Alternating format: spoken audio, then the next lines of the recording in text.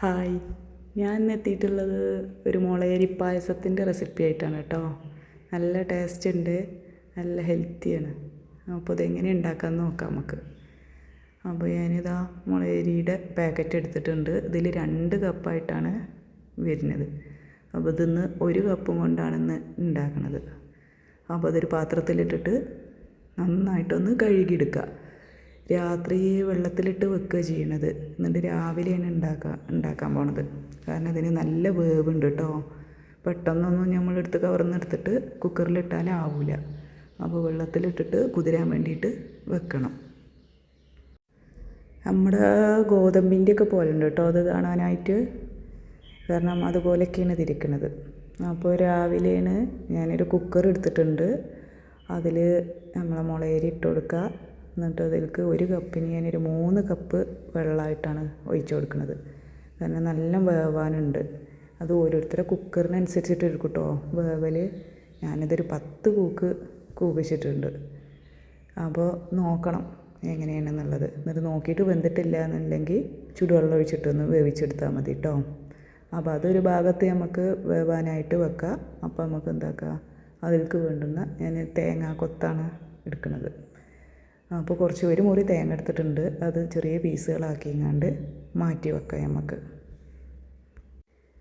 ചെറിയ പീസാക്കി മുറിച്ച് വെച്ച ഈ തേങ്ങ ഞാൻ മിൽമ നെയ്യ് എടുത്തിട്ടുള്ളത്. അതൊരു ചട്ടി ചൂടായാൽ അതിലേക്ക് കുറച്ച് നെയ്യ് ഒഴിച്ചിട്ട് അതിലൊന്ന് നല്ല ബ്രൗൺ കളറാകണ വരെ ഒന്ന് വറുത്ത് കോരിയിട്ടെടുക്കുക കേട്ടോ. പിന്നെ ഇനി തേങ്ങാക്കൊത്ത് ഇഷ്ടമല്ലാത്തവർ അത് ഒഴിവാക്കിക്കളി. തേങ്ങാക്കൊത്ത് ഇട്ടാൽ നല്ല ടേസ്റ്റ് തന്നെയാണ്. ഇടയ്ക്ക് ഇങ്ങനെ തേങ്ങാക്കൊത്ത് നെയ്യിൽ വറുത്ത തേങ്ങാക്കൊത്താകുമ്പോൾ നല്ലൊരു ടേസ്റ്റ് ഉണ്ടാവും. അപ്പോൾ അതുകൊണ്ടാണ് തേങ്ങാക്കൊത്ത് ഇടുന്നത്. ഇനി ഇത് ബ്രൗൺ കളറാകുമ്പോൾ നമുക്ക് ഇതിൽ തന്നെ അണ്ടിപ്പരിപ്പ് ഉണ്ടെങ്കിൽ അതും വറുത്ത് കോരിയും കണ്ട് എടുക്കുക കേട്ടോ. ഇതാ തേങ്ങൻ്റെ കൊത്തൊക്കെ നല്ല ബ്രൗൺ കളറായിട്ട് വന്നിട്ടുണ്ട്. അപ്പോൾ ഇത് ചട്ടിയിൽ നിന്ന് നമുക്ക് മാറ്റി വെക്കാം. പിന്നെ വേണ്ടത്, ഞാൻ 1 തേങ്ങ എടുത്തിട്ടുണ്ട്. അതിൻ്റെ പാലെടുക്കണം. അതിന് കുറച്ച് വെള്ളം ഒഴിച്ചിട്ട് അടിച്ചെടുക്കുന്നുണ്ട്.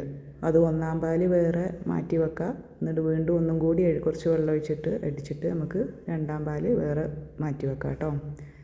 ഞാൻ ഏലക്കായ ഇടാൻ മറന്നിട്ടുണ്ടായിരുന്നു. അപ്പോൾ കുറച്ച് ഏലക്കായും ചെറിയ ജീരകവും എടുത്തിട്ടുണ്ട്. അപ്പോൾ അത് ബാക്കി 2-ാം പാൽ എടുക്കാൻ വേണ്ടിയിട്ട് വന്നിട്ടുള്ള തേങ്ങയിലിട്ടിട്ട് ഒന്ന് അടിച്ചെടുക്കുന്നുണ്ട്. അത് ചെറിയ ജീരകത്തിൻ്റെ മിക്സ് മണം വേണ്ട വെച്ചാൽ അത് ഒഴിവാക്കിക്കോളി കേട്ടോ. അപ്പോൾ ഇതാ നമ്മൾ മുളയരി വെന്ത് വന്നിട്ടുണ്ട്. അതിലേക്ക് ഇനി വേണ്ടത് എന്താണ്, ശർക്കരയാണ്. അപ്പോൾ അത് ഒരു പാൻ അടുപ്പത്ത് വെച്ചിട്ട് കുറച്ച് വെള്ളം ഒഴിച്ച് ഒന്ന് പാനിയാക്കിയെടുക്കുക. ശർക്കര പാനി റെഡി ആയിട്ടുണ്ട്. അപ്പോൾ ഒരു അരിപ്പ വെച്ചുകൊണ്ട് അതിൽ ഒന്ന് അരിച്ചെടുക്കുക. ചിലപ്പോൾ ഈ ശർക്കരയിൽ എന്തെങ്കിലുമൊക്കെ വല്ല കല്ലോ എന്തെങ്കിലുമൊക്കെ ഉണ്ടെങ്കിൽ അത് പോയി കിട്ടും. അപ്പോൾ എന്നിട്ട് നന്നായിട്ടൊന്ന് മിക്സ് ചെയ്യുക. ഒന്ന് ഇളക്കി കൊടുത്ത് എന്താക്കുക, അതിലേക്ക് കുറച്ച് ഉപ്പ് കേട്ടോ നോക്കിയിട്ട് വേണം ഇടാൻ. അത് ഒരു ബാലൻസിന് വേണ്ടിയിട്ടാണ്. അപ്പോൾ അതും കൂടി ഇട്ടിട്ടൊന്ന് ഇളക്കി കൊടുക്കുക. എന്നിട്ട് ഞാൻ 2-ാം പാലാണ് ഒഴിച്ചിട്ടുള്ളത്. അപ്പോൾ 2-ാം പാലും കൂടി ഒഴിച്ചുകൊണ്ട് ഒന്നും കൂടി മിക്സ് ചെയ്യുക. അപ്പോൾ നോക്കുമ്പോൾ ഒരു ലൂസ് പോലെയാണ്.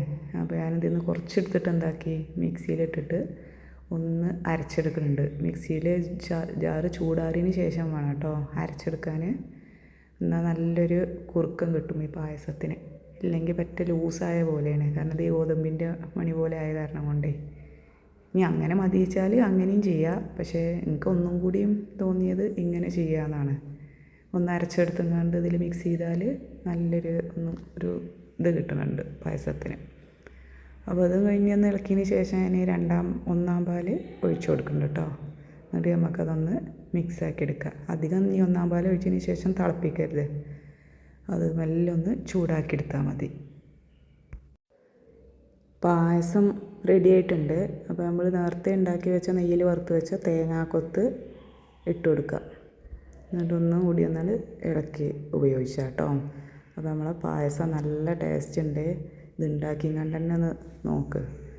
എപ്പോഴെങ്കിലൊക്കെ ഈ മുളയരി നമുക്ക് വാങ്ങാൻ കിട്ടുള്ളൂ. ഇനി ഇതിലേക്ക് ഞാൻ മറന്നൊക്കെയായിരുന്നു നേരത്തെ അണ്ടിപ്പരിപ്പ് വറുക്കാൻ വേണ്ടിയിട്ട്. അപ്പോൾ ആകെ ഇത്തിരി ഉണ്ടായിരുന്നുള്ളൂ. അപ്പോൾ അത് ഉള്ള അണ്ടിപ്പരിപ്പ് എന്താക്കി വറുത്ത് നെയ്യിൽ വറുത്തുങ്ങാണ്ട് ഇട്ട് കൊടുക്കുന്നുണ്ട് കേട്ടോ. അതും കൂടി ഇട്ടിട്ട് ഒന്ന് മിക്സാക്കി എടുക്കുക. ഇനി വേണ്ട പോലെ നമുക്ക് എടുത്ത് ഉപയോഗിക്കാം. അപ്പോൾ നല്ല ടേസ്റ്റ് ഉണ്ട്. എല്ലാവരും ഉണ്ടാക്കി നോക്കുക, എൻ്റെ അഭിപ്രായം പറയുക. Thanks for watching. എല്ലാവരും സബ്സ്ക്രൈബ് ചെയ്യുക, അഭിപ്രായങ്ങൾ പറയുക. പായസം ഉണ്ടാക്കി നോക്കിയിട്ട് എങ്ങനെയാണ് ഇതിൻ്റെ അഭിപ്രായം എന്ന് പറയുന്നുണ്ടോ, രസമുണ്ടായിരുന്നോ ഇല്ലേ എന്താണെന്നുള്ളത് കേട്ടോ. അപ്പോൾ എല്ലാവർക്കും താങ്ക്സ്.